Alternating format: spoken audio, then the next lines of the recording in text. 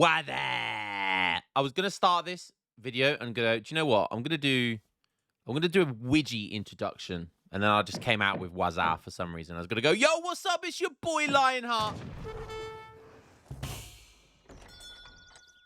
Pray for Widgie. He's almost basically fully converted over to Age of Mythology. You don't want to be playing no Age of Empires 3. Hopefully he comes back to us. Hope Widgie, if you're listening, we love you, Widgie, and the Age of Empires 3 community needs you, man. We need your unbelievable content, particularly your unbelievable thumbnails. Can we all agree, by the way, Widgie has the best thumbnail game in like any Age of Empires, like content creators out there, whether it be like the Aussie Jongos, Fitz Bros, or the Age of Empires 2 pros.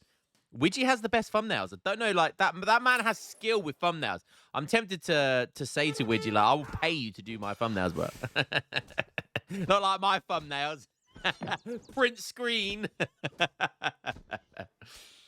Oh dear. All right, let's have a look at this game.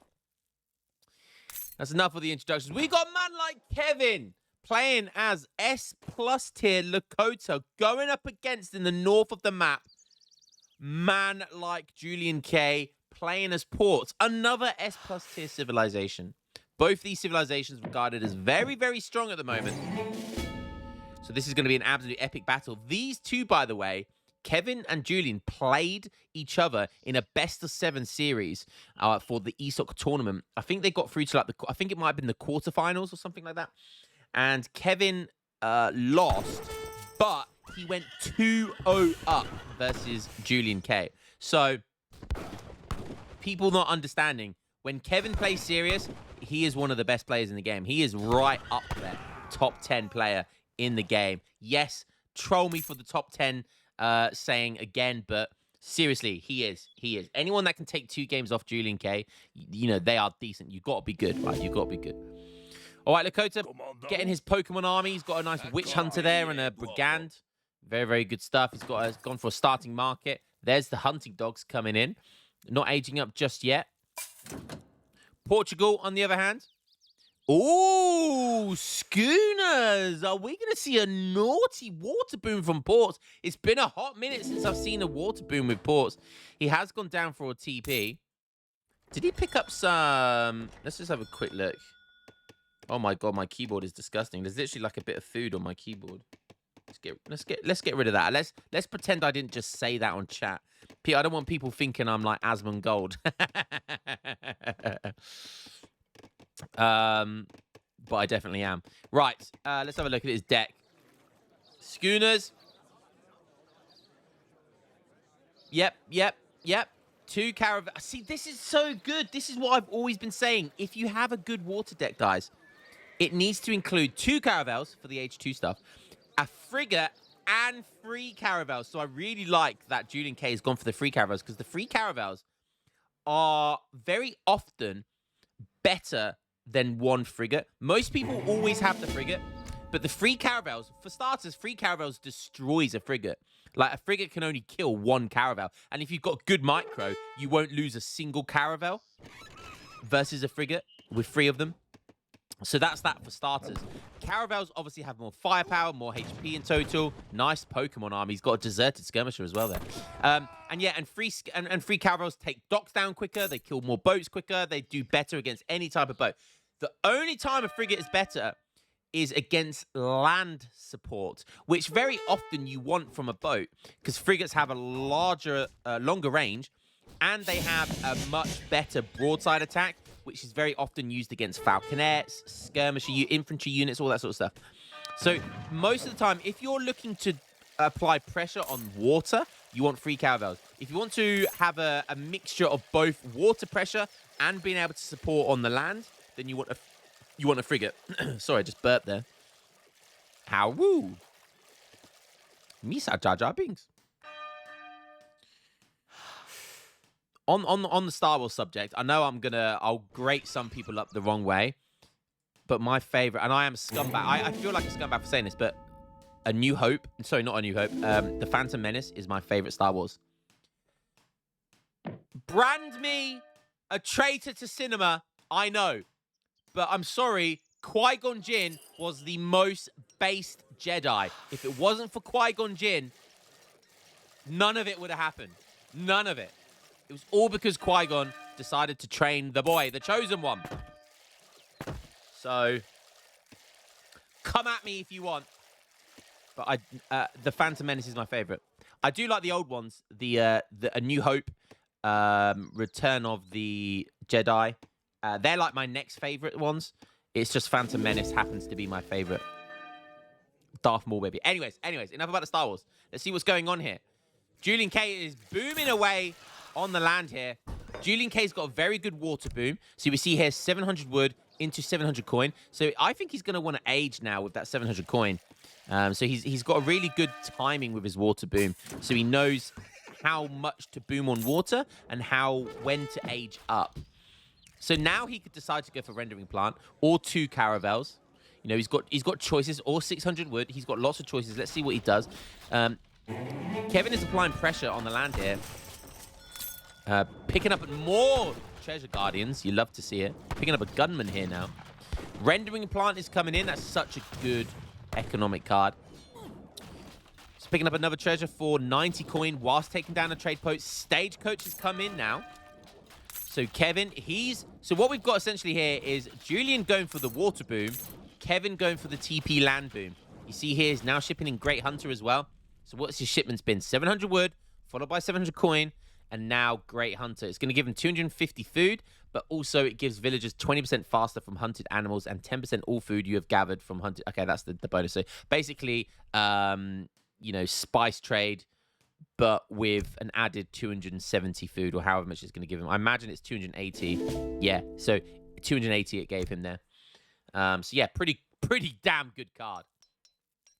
The only difference with Spice Trade is Spice Trade helps the yield, but an extra 250 food at this stage of the game, plus 20%, yeah, I'll take that all day, baby, all day. And now Kevin is aging up. Smart stuff here.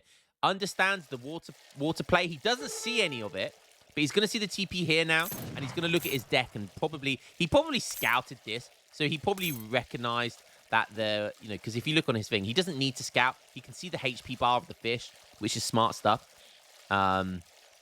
So yeah, Kevin's probably going to see that. And that's thanks to the line of sight from the stagecoach as well, by the way. So that's kind of insane line of sight that he's somehow managed to scout the water without scouting the water. Okay, he's he basically just made a couple of batches of clubmen and is applying pressure. You know, he's taking down the TP, built it himself. He's now on 4 TPs. Scary stuff. The Kota with full TP boom is scary. He's aging up with the Wise Woman. Let's have a look at Juliank. He's also aging up. Oh, he's 8 minutes. He's on 40 villagers. He's in age 3 at 8 minutes with 40 villagers and rendering plant. That is so insane. That is so... I can't stress how insane that Fast Fortress timing is. I told you he's got an incredible timing with this water boom. Absolutely insane stuff. 19 boats with an 8-minute age 3 and rendering plant squeezed in there. Absolutely insane stuff by Juliank. This is a scary build. If ports weren't OP enough, my God, do they have the best water boom in the game? I still think technically Otto have the best water boom in the game, but it's arguable between Otto and Portugal.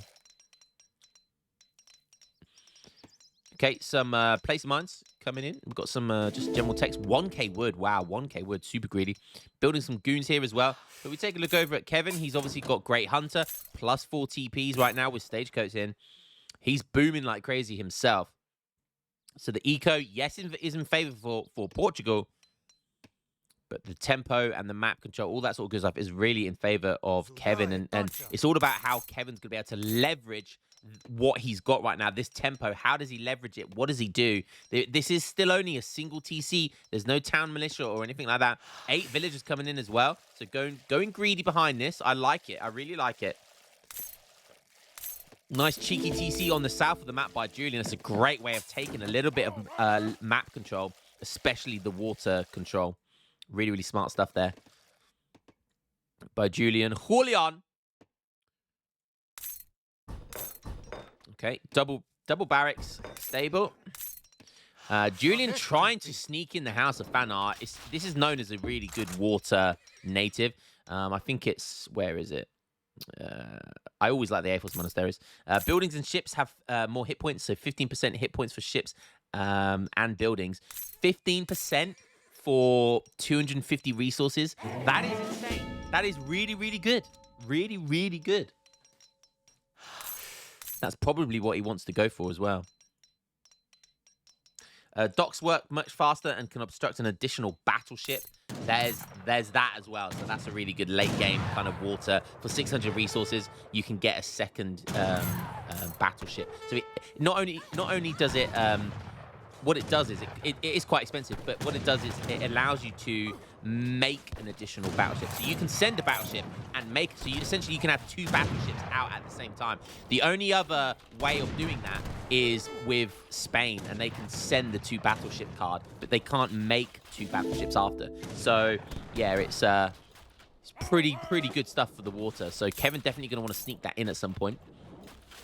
Kevin, just having a look, sieging some stuff down, trying to be annoying, trying to take some villagers down.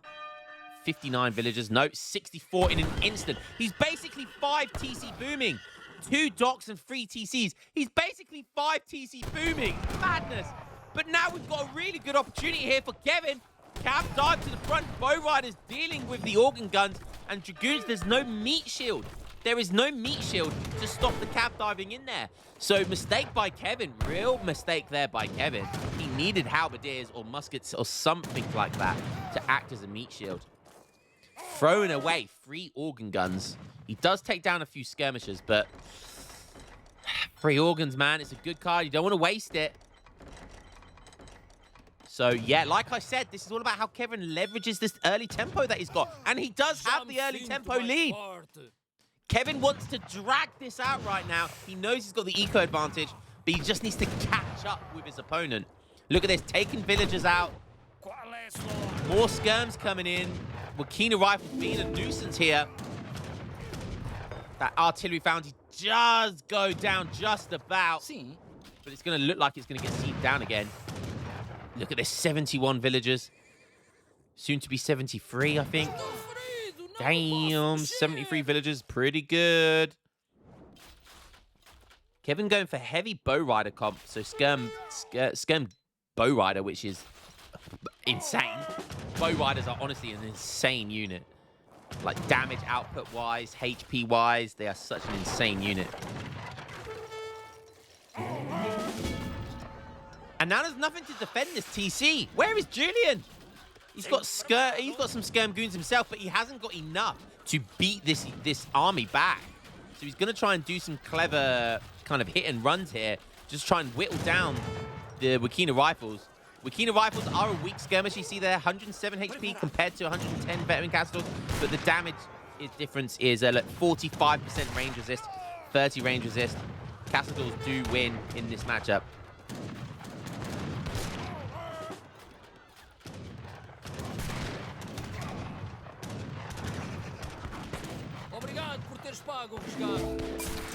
Bow Rider's still up here sieging, and that TC's about to go down. Wakina rifles, they're biting off a little bit more than they can chew. They're keeping him at bay. That's the idea. Keeping him at bay so it allows the town center to go down and down the villagers. It's a free-for-all. I think he's only going to be able to take down about 3, though, but he'll take that. Wants to dive in now. Forget the villagers. Get stuck in there. Hit those castle doors. No community plaza, no war dance right now. Just relying on the good old stats of the units, which is still pretty damn good. 4 TCs all on food right now. TP, sorry. Shipment ready to go. It's going to be 4 war canoes. Interesting. Is that going to be enough, though, to contest the water? Julian still on 2 TCs.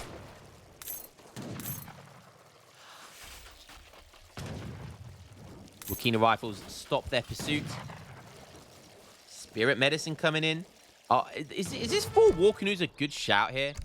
I mean, maybe. Is there any boats? Is there any frigates? I mean, the war canoes could come out here. and they can harass these boats. So, I mean, technically, that's quite good. Oh, but the frigate timing! The frigate comes out at the perfect moment. Both of these guys have the same idea. And with the TC fire, the war canoes. Oh, double TC fire and the frigate. Oh, the war canoes was a nice idea. But if only it wasn't for this frigate, it would have been a really nice idea. So that's a shame by Kevin. He's going to lose a shipment there for free because this frigate is going to be healed up. And this is what I was talking about earlier about frigates. Look how good they are for the land support. They've got that extra range. They've got the really good broadside attack. Trying to get in there, trying to get in close. And look, Kevin is being forced back. Caravels couldn't do the same thing. Caravels are nowhere near as scary as a frigate. Only on water are free caravels better, like I said earlier. So Kevin on 45 villagers, plus the 4 TPs, plus Great Hunter. It looks like he's probably going for industrial build age here, which I really like, actually. Look at the range on this frigate. Is he going to get a broadside attack off? Oh, when it has target lock, look at the range. Look at the range. The target lock for frigates is so hilariously janky. Free caravel shipment coming in for next for Julian as well. We do have age 4 coming in, the messenger. So he's going to be aging up super fast. He's got a shipment ready to go as well. What does he have here? Blutahunka. Your war chief aura now also boosts your unit's attack. That's insane. 18 Wakinas, very good. That's very good as well. Look at that. Look at that. Absolutely insane. Advanced captured mortars, though. Probably his best bet right now. He doesn't quite have the gold yet, though. But definitely, mortars would destroy this. As long as he keeps his mass up. Oh, he just sold a load of food. I think he's going for it. How much is it? 750? Yeah, free captured howitzers. These things are insane. There it is. Advanced captured mortars coming in. I've seen this card single-handedly win games. Like, it's their best siege option. Lakota don't have great long-distance siege options, which can be a pain sometimes because they struggle. But there's nothing here that can beat those howitzers. He needs culverins, and he doesn't have it. Julian does not have anything to deal. He's going for age 4 as well, aging up with a tycoon. So he's on 76 villagers, so he's running out of food as well. So there's coming to that moment where Julian is going to have to delete some boats in the next couple of minutes because he's going to be running out of food very, very shortly. Still has 2 whales, so that's 8 boats in total, but 4K score difference. This is close, man. This is really, really close. Organ guns coming in for Julian. Is organ guns the right play here? I guess maybe if he goes complete bow riders. Now watch the damage on these things. Absolutely insane. I love their fire animation. It's so slow, but look how cool these things are. Look at the paintwork on those things. So cool, man. So, so cool. 625 bombard attack. Bonuses versus what? Walls?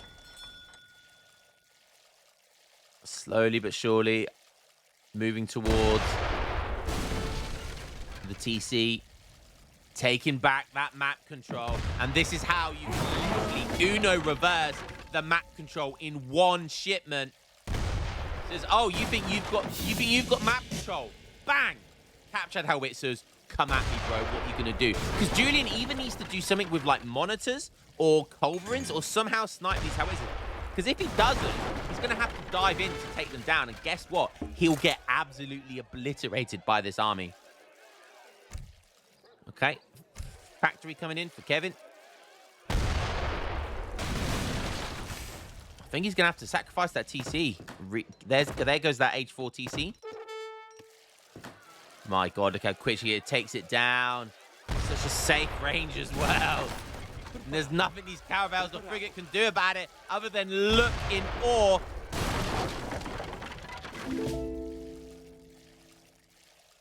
Kevin up to 80 vils now.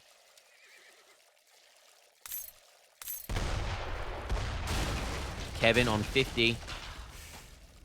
Akitita.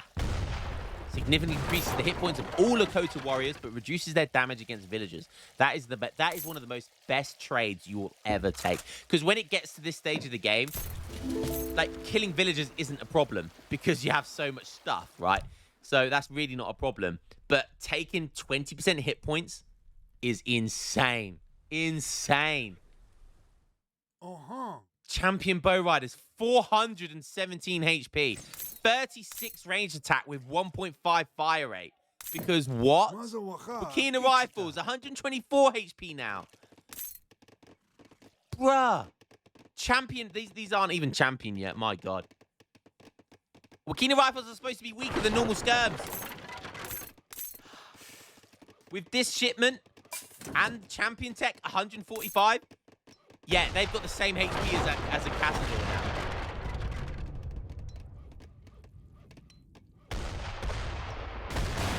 How's this going down? That's a great way. And look at this, Kevin very methodically, slowly but surely moving up, taking back the map control.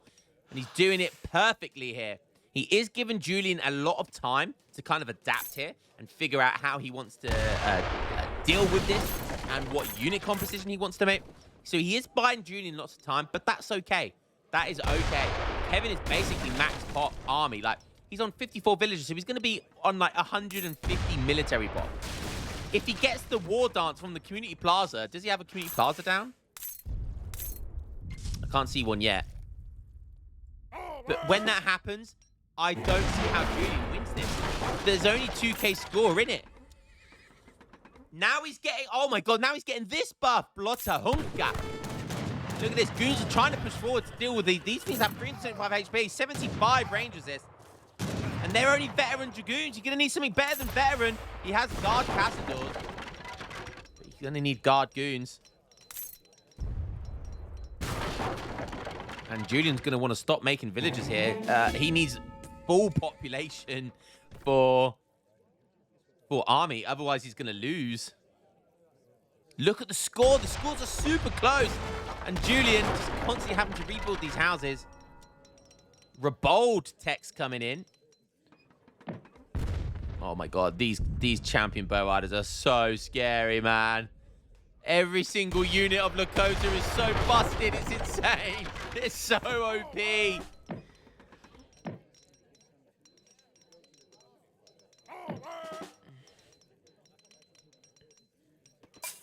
Okay, Rebold's tech is in. He's trying to build some walls, which I like, but he's going to need more walls than that. Julian playing like Rev Knight right now. Is it going to be enough to save him? These guard Castadors, they are insane. They've got more attack, more range resist. They are scary. And they have 2 extra range. So the Skirm v Skirm war will certainly be in favor of the Castadors, but it's these bow riders that are the problem.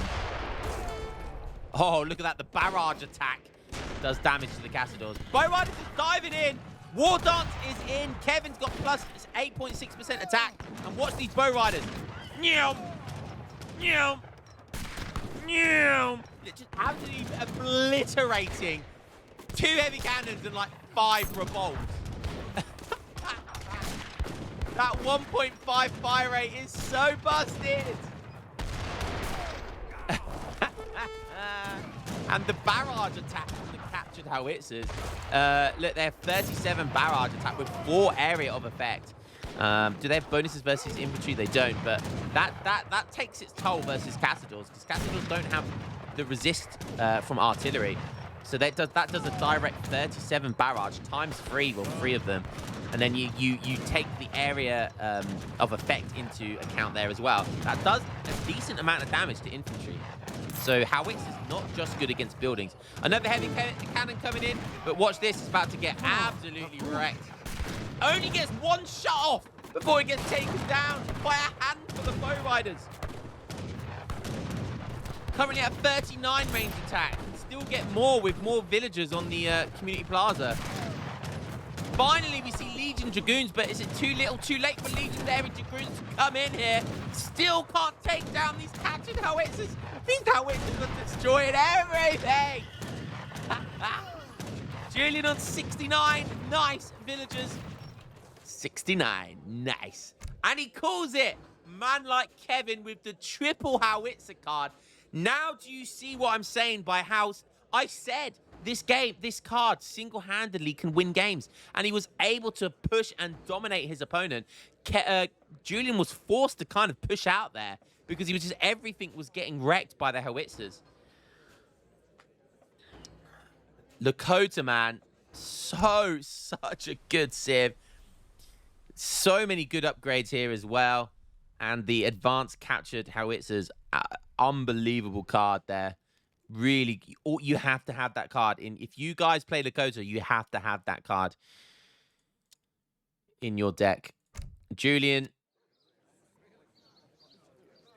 didn't get to see any grape shot cards that are used, unfortunately. Didn't even manage to get his second factory out either. And, yeah, where are the monitors? I don't think we see any monitors either, which is a shame. Could have got some monitors out there to try and deal with some of this and give it a bit of extra support. But, alas, it wasn't meant to be. And Kevin taking a game over Juliank. Big stuff.